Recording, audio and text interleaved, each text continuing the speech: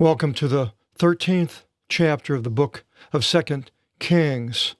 Jehoiahaz reigns in Israel, son of Jehu, who was the one who killed the prophets of Baal by trickery. And now, Jehu reigned for quite a few years. I forgot how many it was. It said in the last chapter, but here it says, in the 20th and the 3rd year of Joash, son of Ohoziah, king of Judah. Now it's going to be a little bit confusing because we have the same name for a ruler of both Israel and Judah, who is Joash. And Joash, the king of Judah, is not really going to be the subject. It's going to be, we're going to go into the Joash of Israel. But Ahaziah, Joash, in the 20th and the 3rd year of Joash, son of Ahaziah, king of Judah, Jehoahaz, it gets to be confusing. Jehoahaz, son of Jehu, reigned over Israel in Samaria up north by where the 10 tribes were. He reigned 17 years. But it says he did the wicked thing in the ophthalmos of the Lord, the eyes of Kiriu. Now, eyes of the Lord. Does the Creator have eyes like a human? I don't think so. It's why he's way more than a human. So this then would be a figure of speech, or it could be referring to a different Lord, which is a possibility here, because the Kiriu, Lord, we have a title. Kiriu, it's not a name. He's the eyes of the Lord. Now, Kiriu, as I mentioned in other places, Kyrios is Lord. It's a title. The Old Testament has what they call the Tetragrammaton, which was the 4 Hebrew letters, and a lot of people today, they want to make it Yahweh or Jehovah. But if you took the Greek name, you would see that it is not, the Greeks didn't use Yahweh or Jehovah. They used Kyrios, which is not a name, but a title. Now in Greek, names and titles, and I don't know about Hebrew, but in Greek, a name and a title can be synonymous. If it's talking about the name of somebody or the title, just like in other places in the Greek, where it can talk about a wife or a woman, uses the same Greek word, gini. Depends on the context. Or a man and a husband, andros, anir. It depends on the context. And if it's a name, Kyrios, but I don't see any place where they ever used it as a name. It was always a title. So if it's a title, then the eyes of Kyrios, the Lord, is what the translators of the Hebrew into the Greek before Jesus used. They used Kyriou, which is a genitive of Kyrios. The genitive is a possessive, the eyes of the Lord. So now to bring it further, instead of using the Hebrew pronunciation, which wouldn't be the same as you've learned today by the Masoretic description of how to pronounce the Hebrew words, because it was never done that way. Like the word for Jesus is in English, it's Jesus, and Jesus, Jesus, we call Jesus in English, but in Spanish, it's, I think, it's Hosea? Hose, uh, Hosea? I'm not sure.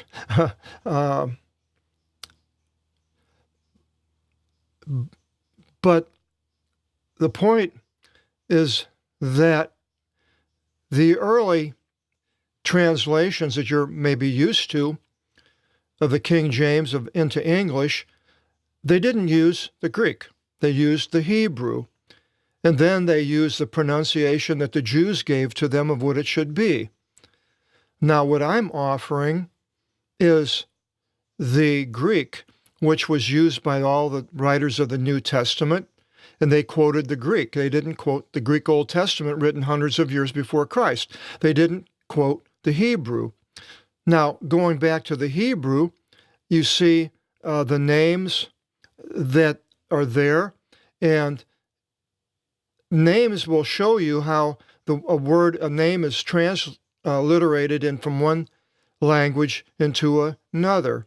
And so the name for Jesus, Jesus as we call him, was a word that came from the Greek Old Testament, Jesus. And that's what the person of Joshua was called, and the person of Jesus. And they were both Jesus. They were not different. The King James translators, because they went to the Hebrew Old Testament, gave them different names for whatever reason they did. So I'm trying to go back and correct the whole thing. It's a mess because they used, the King James and Tyndale used the Hebrew Old Testament, which I'm not using. Of course, it's the Apostolic Bible, Greek Old Testament. So now the Tetragrammaton, if you used the letters that were transliterated into Greek, it would be pronounced, this is because by the pronunciation of the Greek, it would be Aa-ia, not Jehovah or Yahweh, but Aa-ia, Aa-ia, and this is what it would be, Aa-ia. So right here we have the eyes of Aa-ia in the Hebrew, but the eyes of Kyrios, which is a translation. It's not a transliteration. It's not letters that go from one language into another and they just substitute the same letter in the second language, and it really doesn't make any sense because it's a transliteration of letters. It's not a real translation. A translation is a word that the language that is translated from something, from, in this case, the Greek, is translated from the Hebrew, and the Greek becomes the word that we're studying. Now, so it's Kyrios is the word that the early translators of the Hebrew, they didn't use Aa-ia, the Tetragrammaton, but they used a title. As I mentioned, that can be either one. There was never anything but. Now, in the New Testament, it's carried over. With Kyrios in the New Testament, who is the Kyrios? Well, in different places, other places it has a general or a king, could be a lord, a Kyrios, but the Kyrios Isus Christos. We have two titles and one name in the New Testament. The Kyrios is the Lord because that's what it means. It's a translation from the Hebrew, but not in the New Testament. It's a direct word that the writers of the New Testament wrote. They wrote Kyrios. There was no Hebrew that they translated. They used the Kyrios because it was in the Greek Old Testament that they had. And so they used that, and his name was, in Greek, it's Isus. Now, what his name was actually, how it sounds, you'd have to really do a lot of speculation because of the differences between the pronunciation of the Hebrew by the Masoretes and the pronunciation at the time of Jesus, and they didn't use Hebrew, they used Aramaic, so what was his name in the Aramaic? So it gets to be quite a something for somebody who likes to do sleuthing and to figure out what his name might have been pronounced, how it might have been pronounced in the Old Testament. Now, you can use the Greek name in the Old Testament for Joshua. They used Jesus. And in the New Testament, when it mentions the man who crossed the Jordan River and fought the Battle of Jericho, they call his name in Greek is Jesus. And the English, again, translated into Joshua. And the Lord Jesus, they made him into Jesus. So that is a mess, having two different names for the same person. And so then the Christos is a Greek word, the anointed one, from the chrism, the pouring the oil and anointing someone. He was the anointed, the Lord, Jesus Christos. Now, we are told in the New Testament that the only name by which we must be saved is Jesus. And it's not Kyrios and it's not Christos, but it's Jesus. So people that try to change the name of God from the Old Testament Masoret pronunciation don't have it correct. And you hear Jehovah and Yahweh. No, because there's no Jah in the Old Testament at the time of Jesus, because nothing was ever transliterated into Greek with a Yah. Didn't exist. It was always E. Now, I hope this all helps understand a little bit.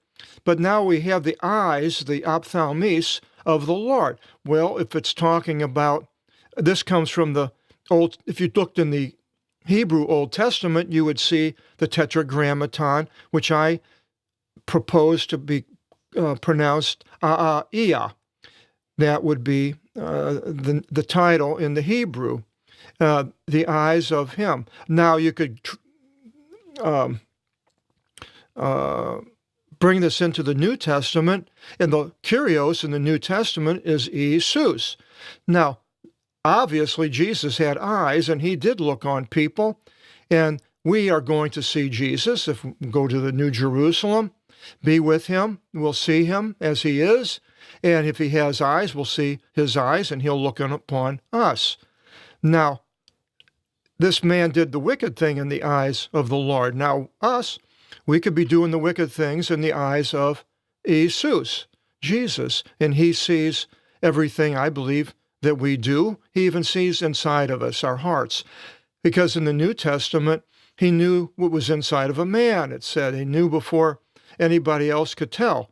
He could tell what's inside. So Jesus not only has eyes, Jesus not only has eyes, he also has a discernment within, and especially when we see we do wicked things, and we're going to be answering for that in the judgment.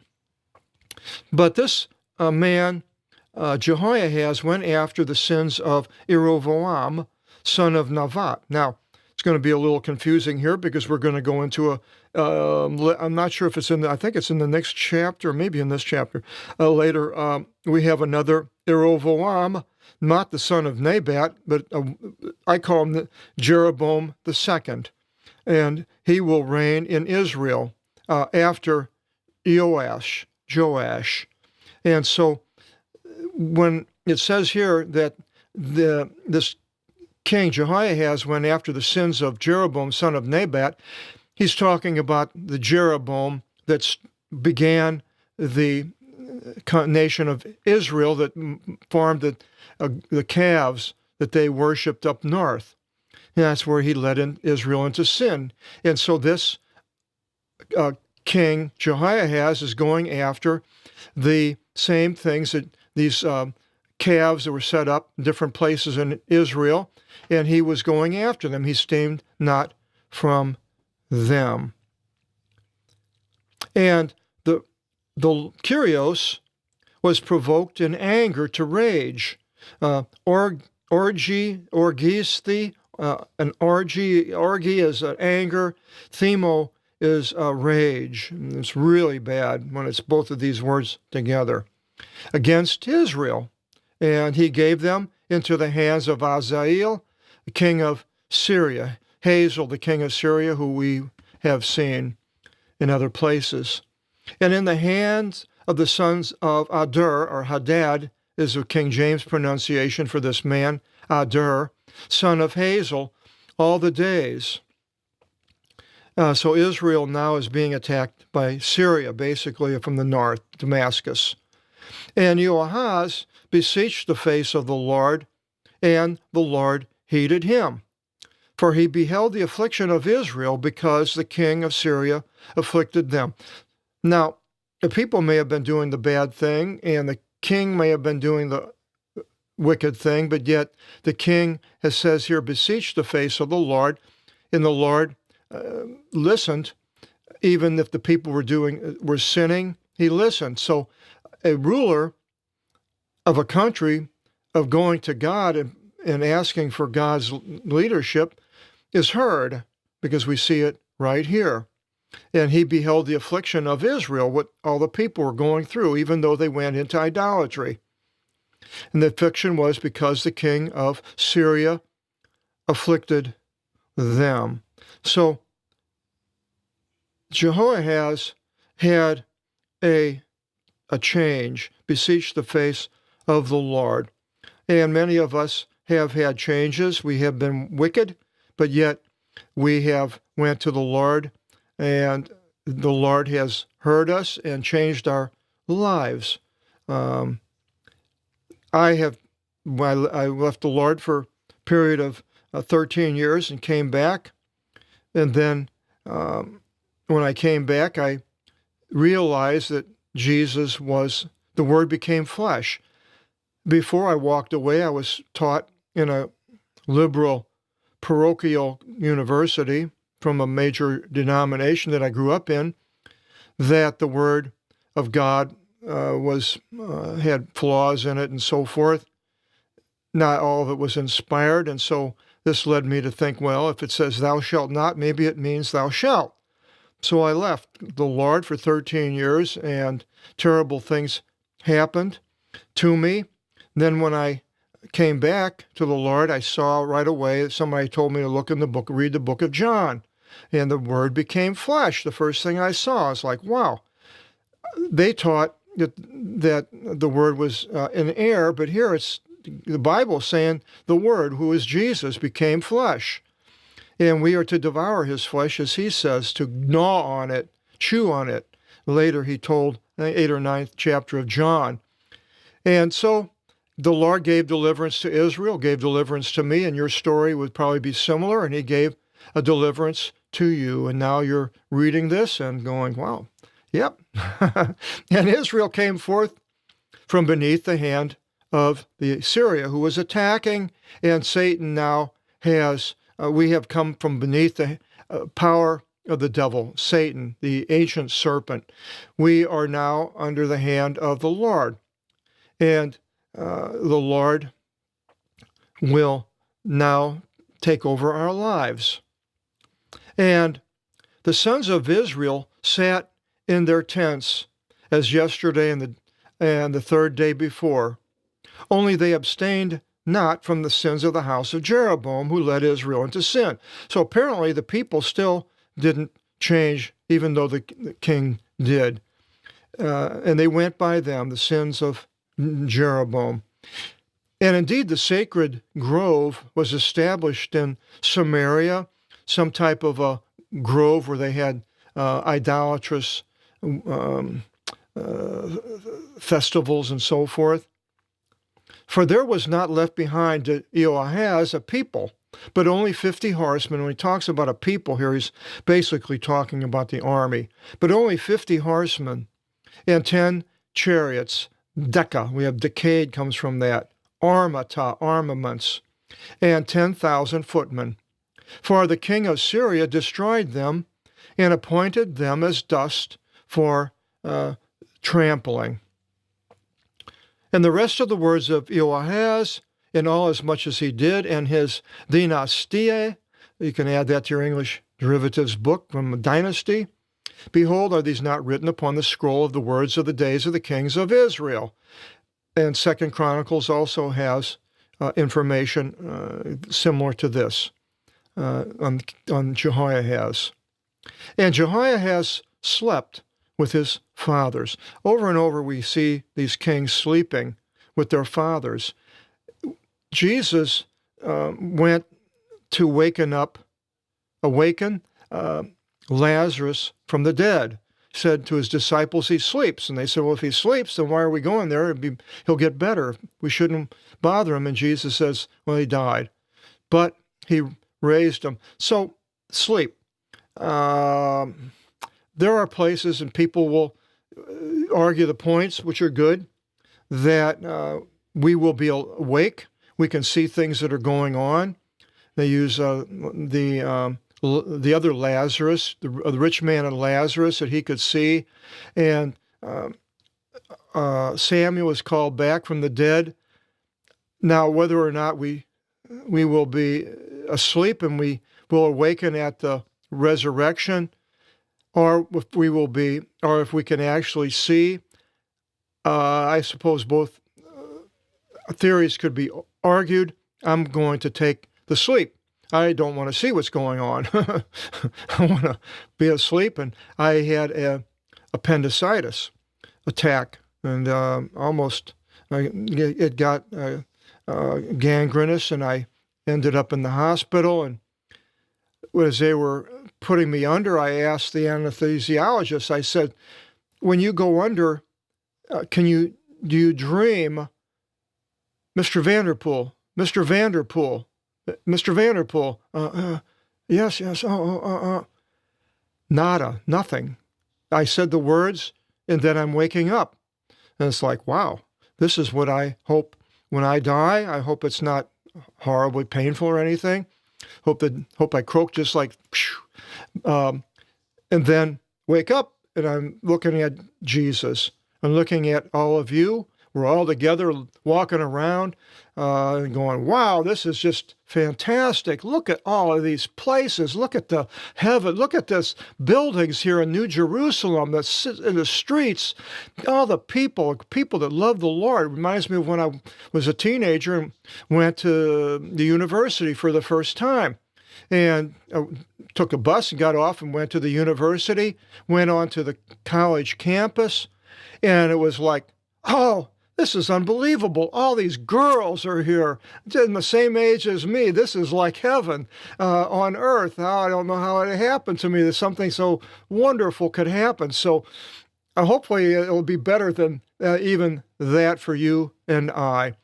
So Jehoiahaz, in verse 9, it says he slept with his fathers, and they entombed him in Samaria. And Joas, his son, reigned. Vasilev's son from the Basel again, instead of him. So now this is still Israel. In the 13th and the 7th year of Joash, king of Judah. See, now the 30th and 7th year of Joas of Judah, Joas, son of Joahaz, reigned over Israel and Samaria, 16 years. So we have a time where both of these kings are named Joas, Joash. And now Joash's son is Jeroboam the second, which one we mentioned earlier, the son of Nabat, but Jeroboam would probably be the son of Joash, I suppose. We'll find out what it's called later when we get to him. And he did the wicked thing in the eyes of the Lord. And again, he abstained not from all the sins of Jeroboam, son of Nevat, the first king, again, who led Israel into sin, and he went by them, same as his father. And that's supposed to jump over here, but it didn't. And the rest of the words of Joash, and all as much as he did, and his dominations, which he did with Amaziah, king of Judah, had these not been written upon the scroll of the words of the days of the kings of Israel. So now this Amaziah was the son of the Joash of Judah. And so here it's talking about later.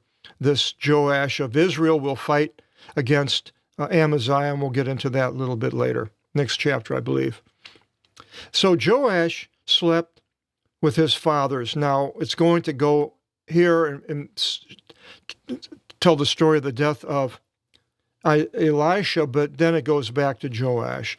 So Joash slept with his fathers, and Jeroboam II, sat upon his throne, his son. So it was here. And Joash was entombed in Samaria with the kings of Israel. Now we come to Elisha's death.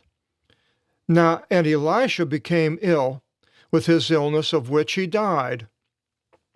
And Joash, the king of Israel, went down to him. Not Elisha was basically up in Israel, the north, in Samaria. And it says he went down, he went there, and wept upon his face. He wept upon, I'm not sure whose face. His face would be laying down on the ground and crying himself, or weeping upon the face of Elisha. I'm not sure there. And said, O Father, the chariot of Israel and his horsemen. Now he's referring to Elijah, of course, which Elisha saw Elijah go up in the chariot of Israel. And here it's more or less, you are leaving us, as Elijah did in the chariot and his horsemen. And Elisha said to him, well, take a bow and arrows. Toxon, we have toxology of poisons because they used it on bows and arrows, and they took it from this Greek word. And he took to himself a bow and arrows. And he said to the king of Israel, set your hand upon the bow. And he set his hand on the bow, and Elisha placed his hands upon the hands of the king. And he said, open the window according to the east. So he opens the window according to the east. And Elisha said, shoot. And he shot. And he said, the arrow of deliverance to the Lord, and the arrow of deliverance in Syria. And you shall strike Syria in Aphek until completion. And Elisha said to him, take arrows, more arrows. And he took. And he said to the king of Israel, strike against the ground. And these arrows, and he goes, bang. And he struck 3 times and stopped. Bang, bang, bang. And the man of God, Elisha, fretted over him and said, well, if you had struck 5 times or 6 times, then you would have struck the Syrian until completion. And now, only 3 times you shall strike Syria. And Elisha died, and they entombed him. Now he's in a tomb somewhere. Now a time warp right here in this, between these sentences. And armed bands of Moab, which was down on the other side of the Dead Sea, came around and into the land up north, probably around Jericho at the coming of the year. So period of time has now passed, and Elisha's in a tomb. And it came to pass, as they were entombing the man, now here, this dagger, if you go down to the bottom of the page, it says another man. They were entombing the man, another man, that behold, the people entombing beheld the armed band. They're afraid, and they tossed the man in the burying place of Elisha. Poops! Oh man, I don't want to be here. Threw him in the body into the burying place, whatever it was, and off they went, running to get away from this band who's going to come and attack. And the body of this man, went and touched the bones, osteon of osteoporosis, which I have in my bones, in my hip. Osteon. They touched the bones of Elisha. Wish I could touch the bones of Elisha. And he came alive. So here is another person raised from the dead. Elisha and Elijah both raised somebody from the dead. Elisha's the second, because it says he does twice as many things as Elijah. Well, Elisha didn't really do it, but of course, raising somebody from the dead, Elijah didn't either. It was done by God. So it touched the bones of Elisha. So now there's bones. So it put a period of time because the flesh had come off, rotted off. And the man rose upon his feet. Oh, wow. Back alive. Like the young man, Jesus took his hand when he was, their funeral was coming out of the city of Nain, I believe. And the widow was crying and all the people, and Jesus went and raised the young man and came back up. And Hazael, king of Syria, squeezed against Israel all the days of Jehoiahaz. Now this is referring back before. And the Lord showed mercy on them and pitied them, and looked upon them on account of his covenant with Abraham and Isaac and Jacob. And the Lord wanted not to utterly destroy them, and he did not throw them from his face until now. Now, whenever it was written, I suppose, but eventually Israel was destroyed. People were wicked. And Hazael, king of Syria, died, and the son of Hadad, Adair, his son, reigned instead of him. And Joash, son of Jehoiahaz, returned, the one in the north, Joash in the north, and took the city from out of the hand of the son of Hadad, son of Hazael, who took it from out of the hand of Jehoiahaz his father in the war. So someplace Syria had taken these cities from Israel, and now Jehoiahaz has taken them back. Joash. 3 times Joash struck him, and he returned the cities of Israel, just as Elisha said by the striking with arrows on the ground 3 times. Next chapter, chapter 14, Amaziah reigns in Judah the second year, and then we'll go through this all again and try to get these all straight. I hope I'm making it clear to you, and I'll try to make it better if I can. And so I hope you continue with us and find out about these kings and how they relate to God, and shows us how to relate to God. Till then, God bless.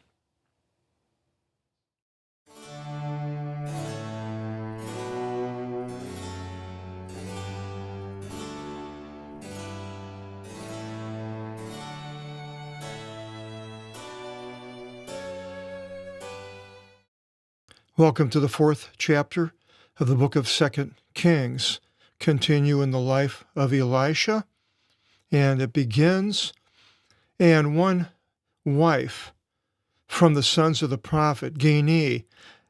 The same word is used for a woman, but only through context can you tell which one it is, and then sometimes it's difficult if you don't really know the idioms of the Hebrews and what situations it would be a wife or a woman. But I'm just letting you know that this is the case. Here, a wife, I don't think it would be, because this mentions one of the sons of the sons of the prophets, the propheton. These were these men that were around Elisha, saw Elijah go up, and she yelled to Elisha, saying, "Your bondman, my husband." Now, a man and a husband is also the same word, anir. So she could say, "Your bondman, my man," but that wouldn't go because it's a husband, died. And so when you go through the Bible and you see these words for man and woman, know also as a wife and a husband. And you know that your bondman was fearing the Lord. And the money-lender came to take my 2 sons for a bondman to himself, a duo, because he apparently owed money, interest, and they could take your children to work for him, or be slaves, I suppose. And Elisha said to her, "What should I do for you or to you? Announce it to me. What is there to you in the house?" And she said, well, there's not to your bondwoman one thing in the house, only a vessel of olive oil in the house of which I anoint with. And he said to her, go, and you ask for yourself vessels from outside, from all of your neighbors, empty vessels, and not a few. And you shall enter and lock the door after you and after your sons, and you shall pour out into the vessels, and the one being filled you shall take away. Okay. She went forth from him and did thus. They've seen miracles by Elisha, so she is going along with his instructions. And she locked the door after herself and after her sons. And they drew near to her to help, and she poured until the vessels were filled. And she said to her sons, oh, bring near to me a vessel. And they said to her, there's not yet a vessel. And the olive oil stopped. And she came and reported. There's apingule, where I have mentioned the alpha and the gamma here. Has so many times, it has to do with, from angel, a messenger, a message. Here, a report. She came and reported the verb to the man of God. That's Elisha. Calls him the man of God here from on for a while. And he said to her, well, go and render the olive oil for sale, and pay your interest, and you and your sons shall live by the rest. So apparently there was a lot of oil that was made here. Now, in our list here of the miracles, we see the multiplies the widow's oil, and I put the haul of the fishes. There didn't have any, and then when Jesus came, he allowed them to catch all these fish, giant haul of these fish.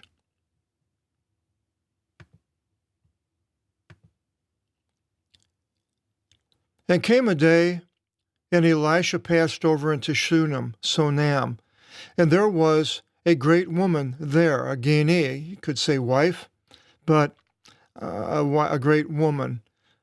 Now, she was a wife, but you wouldn't say a great wife. Just in English, it doesn't go. And she took hold of him to eat bread. So he came by there, and it came to pass whenever it was fit for him to enter, that he turned aside to eat bread. So she was doing an act of kindness. A lot of women do. My mother made knitted things for the church, and women have quilted in Mennonite church I used to go to. And they'd sell these quilts and make money and give it away, or help pay for the church expenses and so forth. And this woman here had a good heart, and she would feed him whenever he came by. And the woman said to her Andra, there's a husband, she didn't say man, husband, oh, behold, indeed, I know that this is a holy man of God who travels unto us continually, comes by. I know he's a holy man of God. Boy, who would know that anymore today? I can't imagine anybody. Maybe he was dressed a certain way and did certain things. Men have done that for thousands of years. Clergy dresses in a certain way, or even brothers in a monastery, they all wear, robes and so forth. They look holy. And this man, now whether he was dressed differently that she could tell, I don't know. It doesn't say, but it makes me think of people that are considered and looked at as being holy, and people will give them perks, extra things. And I don't wear any kind of cloak or anything that would make me look different than anybody else, but some people know who I am, that I've translated the Bible, and they feel like, well, we're going to give him something a little bit extra. And I see that doesn't happen very often, but it does. So that's what happened to this man.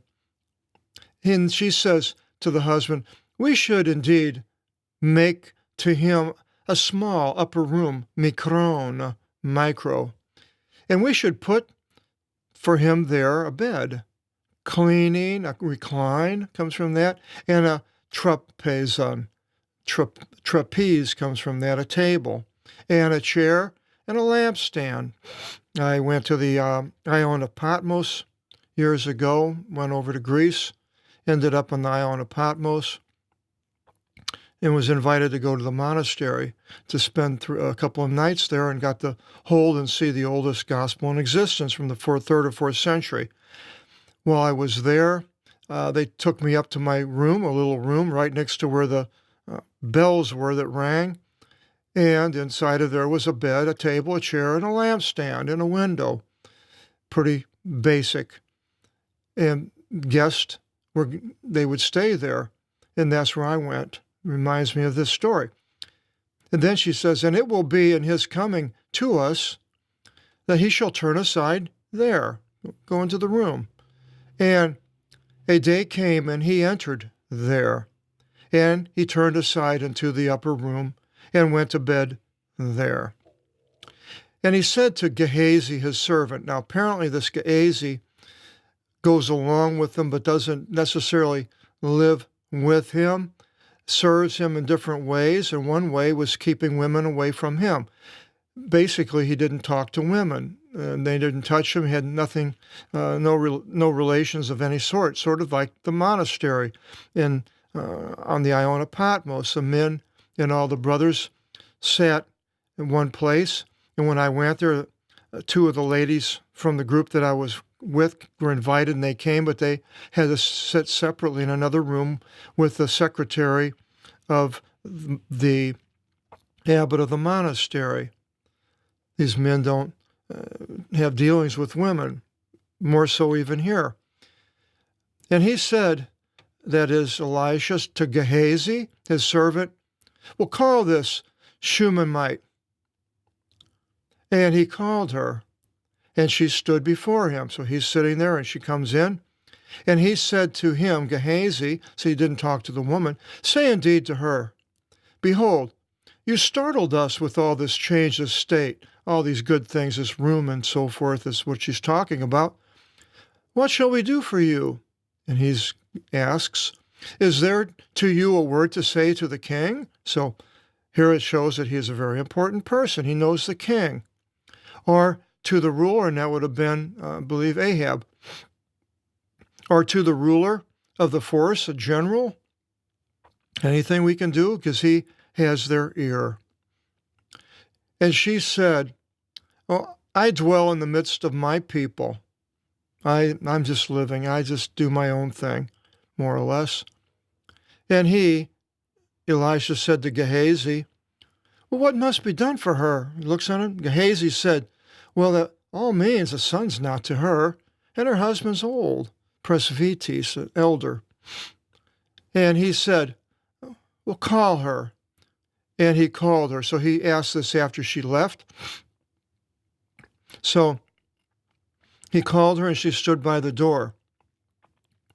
And Elisha said to her, at this time next year, about this hour, and living, you shall be holding a son. But she said, no, master, O man of God, you should not disappoint your bondwoman. And the woman conceived and bore a son at the same time, about the same hour, living, while she was living, as Elisha spoke to her. But things happen. And the boy matured, probably, I'm guessing, maybe 7 or 8. He wasn't big because they carry him in mentions, but he was old enough to go find the father in the farm. And it came to pass the boy went forth to his father, to the ones harvesting. And he said to his father, my head, my head. And his father said to the servant, well, carry him to his mother.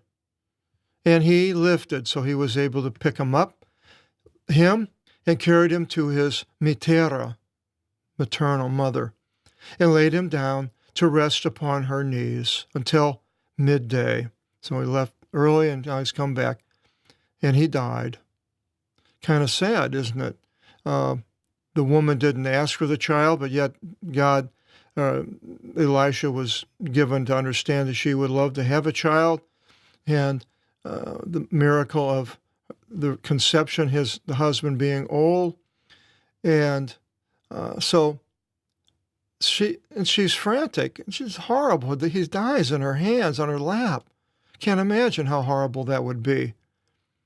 And she bore him, and she rested him upon the bed of the man of God. That's interesting. She didn't walk away, cry, or whatever, but she took him upstairs, carried him upstairs to the room, and locked the door after him and went forth. And she called her husband and said, send indeed to me one of the servants and one of the donkeys, and I shall run unto the man of God, and I shall return. And he said, why is it that you should go to him today? Interesting, she doesn't tell him that the child died. It's not a new moon or a Sabbath. It has nothing to do with this man of God. And she said, peace, quiet. And she saddled the donkey and said to her servant, you lead and go. Do not wait for me to mount. For if I said to you, go, then you shall go. She's upset. And shall come to the man of God in Mount Carmel. And she went and came unto the man of God in the mountain. And now it doesn't say how long this was.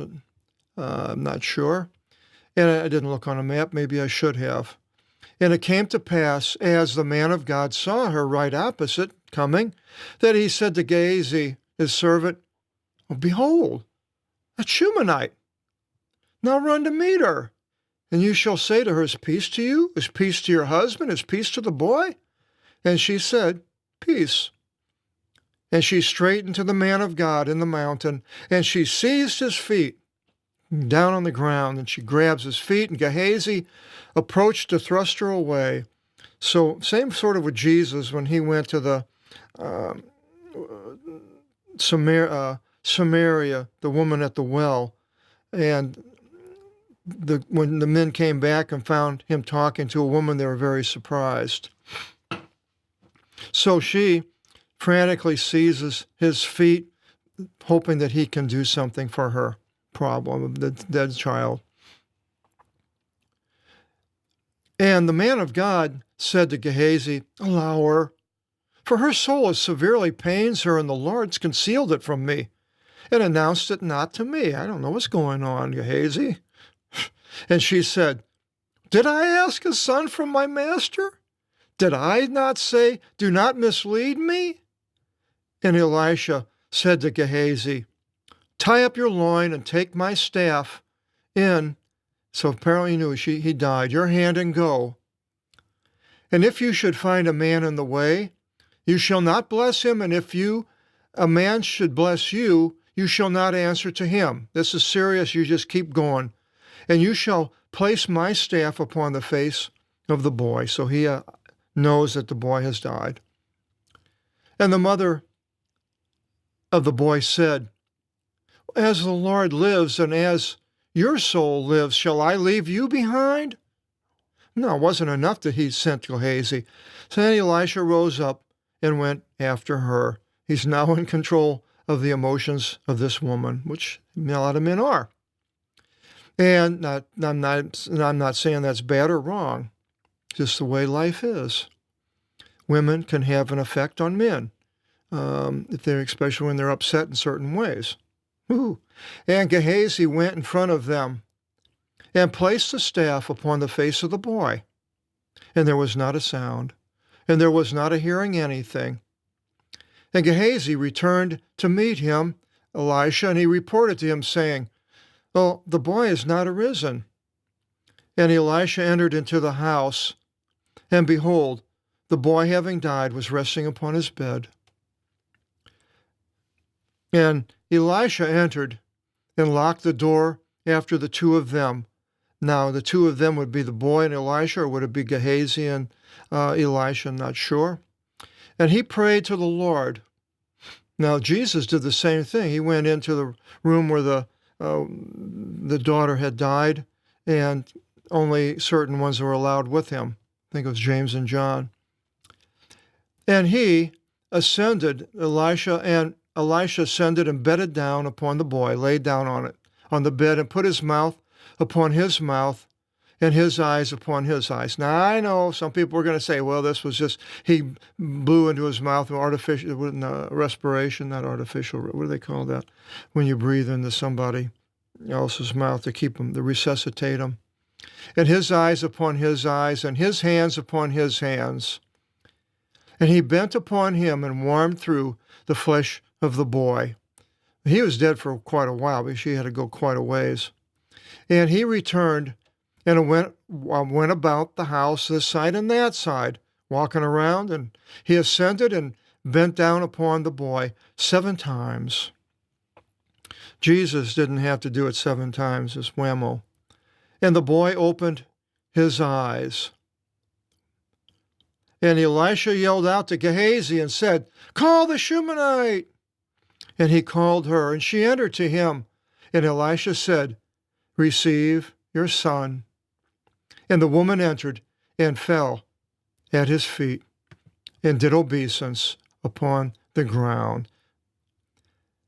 It mentions obeisance in the New Testament. We don't do that any longer, do we? Muslims do. And she took her son and went forth. Now, this is not the last place we hear of her.